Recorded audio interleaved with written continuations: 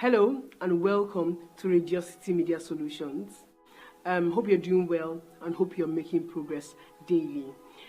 I want to encourage us to keep on being committed and dedicated, to the stuff that we are doing so that we can see the much needed progress.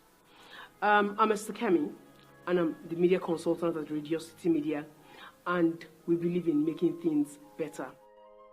Today I just want to talk about composing and framing your shots. For the last couple of videos, we've been talking about the smartphone and shooting with the smartphone. Now, composing your shots on a smartphone is no different from composing your shots on a regular camera. The principles are still the same. When you want to film your video with your phone, that's your smartphone, you should consider the following tips. 1, the rule of thirds. The rule of thirds tells you that if you split the screen, on your phone into 3 different parts vertically and 3 different parts horizontally, you'd have 2 lines and 2 lines. Now, if you place your subject or objects on those lines, the images or the eventual image usually comes out better than if you don't. It's even better if you place it at the intersecting points. Now, the next thing you'd probably want to think about is the headroom. New videographers or new photographers, have this tendency to, want to drop the camera, and in that way you have part of the head, sort of like cut off. Now, that's not good composition. As much as possible, the only reason why the head should, part of the head should cut off is because the shot is very close to the character. But apart from that, the headroom, you should have a decent headroom above the head, of your subject as much as possible. So headroom is a very important part of shot composition.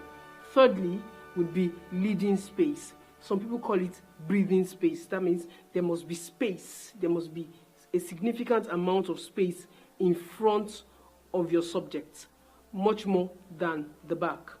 It would be wrong if I were to frame this shot this way, rather than this way. Now, because when it's framed this way, there's more space for me to move into, more space for me to breathe into, and if I were to do anything, I would have more space to do that. So leading space is very important. You have to consider the direction, or the perspective, of the subject that you're dealing with. Fourthly is a very important one, which is called depth. It's usually overlooked, in most situations, but it's something that we need to consider very deeply. As much as possible, whenever you want to shoot a particular or film a particular subject, always ensure that the subject is as far from the background, at least about 6 feet, 5 to 6 feet away from the background as much as possible. When you're too close to the background, first of all, the image sort of flats, and then shadows fall on the background. But with some depth, your lens also behaves better, with more depth. So as much as possible, make sure that you don't stand to the wall when you're taking your pictures. Move away from it. Even if it were a plain wall, just move away from it. The shots are usually better. And finally is balance. The balance of the shots usually depends on color, the shapes, if there are any shapes or patterns on the background or subject, as the case might be. You have to consider props as well.